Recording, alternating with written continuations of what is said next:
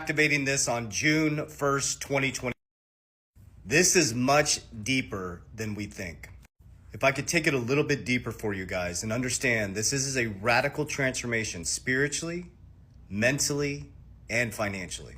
We're moving from an old, archaic system, lack of transparency, do what you're told, follow the rules, to an era of authenticity, transparency, public and private sector coming together, a fair and equitable financial system, and a golden era if you get this right.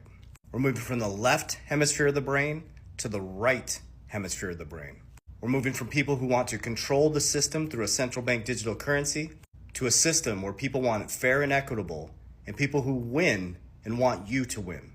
Now, you don't have to accept this as your truth, but that's what me, my family, and our ecosystem did.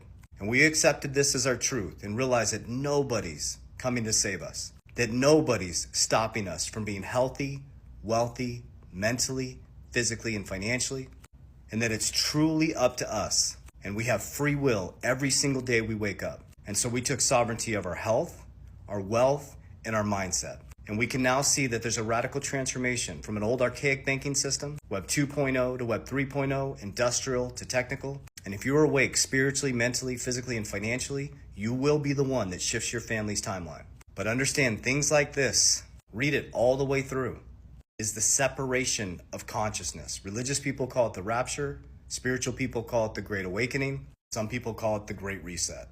I call it the greatest opportunity in human history to shift your family's timeline and to get your shit together.